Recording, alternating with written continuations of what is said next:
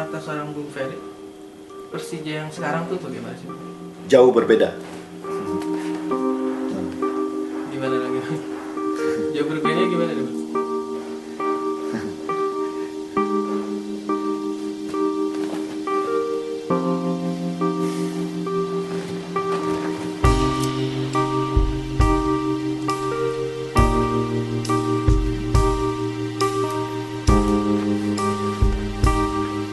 Bentar.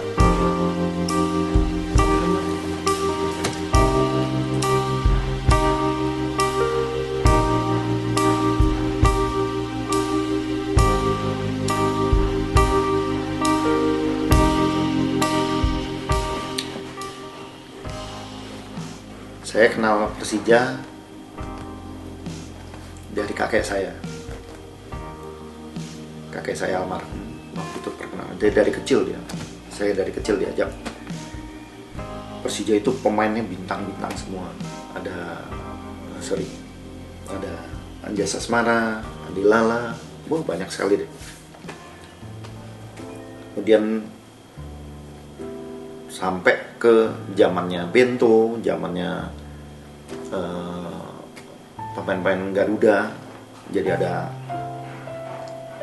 Asari Rangkuti, Patar Tambunan, ya banyaklah bintang-bintang. Kemudian saya lebih dekat lagi dengan Persija ketika Persija bangkit lagi dan bermarkas di Lebak Bulus. Karena saya pengurus Jackmania, otomatis saya lebih dekat lagi. Dan bagi saya Persija yang ada di benak saya adalah Persija yang sangat-sangat menghargai pemainnya, sangat-sangat menghargai supporternya, gitu. Sehingga kenapa saya bilang gitu? Kita sering diundang sama gubernur untuk makan bersama. Pemain, supporter itu makan bersama di rumahnya, di kantornya, di balai kota. Bagi kita itu satu kebanggaan, bisa makan bareng sama pemain pujaan. Itu bagi kita suatu kebanggaan. Dan kita senang gitu, pemain Persija nggak ada masalah. Mereka main karena katanya sepak bola itu profesi. Yang main di Persija itu benar-benar merasa gaji terpenuhi, apa terpenuhi, fasilitas ada gitu. Tapi belakangan ini saya melihat jauh berbeda. Pemain nggak gajian berapa bulan, dan jawaban untuk hal-hal seperti ini tidak cukup dengan bilang saya tidak punya uang. Tidak cukup, karena ini sangat manusiawi. Pemain tidak gajian itu sangat manusiawi. Mereka punya keluarga, mereka punya tanggung jawab, mereka punya kebutuhan hidup. Itu yang harus dijawab dengan lebih hati-hati dan harus dengan manusiawi. Dan ingat, ini tanggung jawab. Kalau cuma bilang nggak punya duit itu nggak tanggung jawab. Dan yang lebih saya nggak suka, melakukan pembohongan terhadap supporter. Maunya apa? Kepingin supporter berpihak kepada dia, kepada manajemen, supaya caci maki pemain. Lu nggak punya loyalitas lu. Baru nggak gajian berapa bulan aja lu udah malas-malasan main. Apa itu ini? Upaya-upaya ini, entah itu sengaja atau tidak, saya nggak suka. Karena saya tidak mau Jackmania itu dianggap bodoh, sehingga gampang dipanas-panasin, gampang dikomporin, atas nama loyalitas, atas nama kerinduan terhadap Persija. Saya nggak suka itu. Saya maunya terus terang bahwa kondisi sekarang adalah gimana. Kalau perlu, karena Jackmania itu pembeli tiket terbesar selama ini, dan Persija manajemen yang sekarang tidak mampu untuk mendatangkan sponsor, dalam arti yang benar, sponsor yang benar-benar bisa menghidupi Persija, otomatis Jackmania itu yang paling banyak mengeluarkan tiket. Harusnya ada keterbukaan masalah minimal ke pengurus-pengurus petinggi-petinggi Jackmania. Karena selama ini selalu ada laporan, kita kalau pertandingan rugi, open management. Buka website, kita bisa tahu di website itu sewa stadion berapa, bayar polisi berapa, harga tiket yang masuk dari Jackmania berapa, kita bisa tahu. Karena apa? Secara kasat mata dan data yang ada di PT Liga Indonesia, Persija itu adalah penonton yang jumlah penontonnya rata-rata tiap pertandingan itu terbesar di Indonesia. Jadi kalau selalu bilang rugi, bagi saya itu harus ada satu jawaban yang lebih bisa memuaskan kita.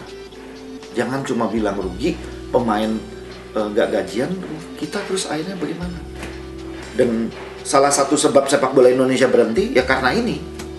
Karena pemain banyak yang nggak gajian. Dan itu pun dengan intrik-intrik loyalitas, kangen tribun, akhirnya supporter lupa akan ada pelanggaran hak asasi manusia, yaitu berupa pemain-pemain bola yang nggak digaji. Yang diingat sama supporter adalah, wah Menpora bikin kita nggak bisa nonton. Mereka lupa kalau sebetulnya kenapa bisa kejadian kayak gini, titik awalnya karena apa? Karena terlalu banyak masalah di sepak bola Indonesia, terutama Persija, mengenai gaji pemain. Dan itu melanggar hak asasi manusia. Gitu. Jadi kalau ditanya Persija sekarang jauh berbeda. Pertama itu, Persija yang menghargai supporternya, Persija yang menghargai pemainnya. Supporter itu bukan komoditi. Ketika pertandingan lawan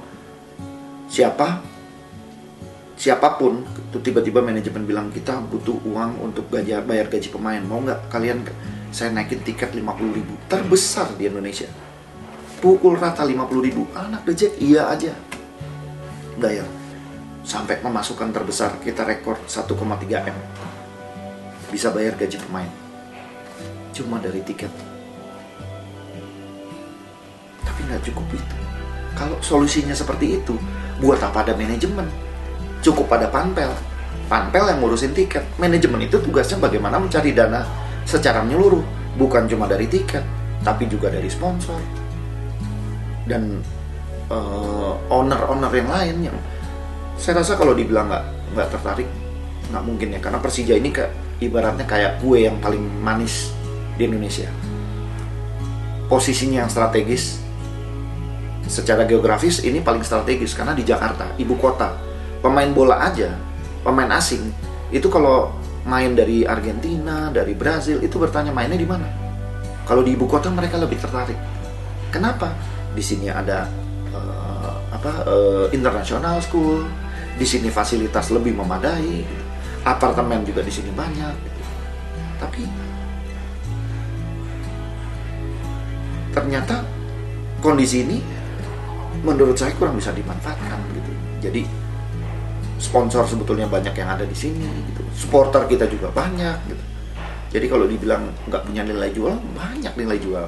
Tapi kan ini ketidakmampuan manajemen dalam mendatangkan sponsor. Dan itu selama ini mereka selalu coba membebani ke supporter dengan menaikkan harga tiket.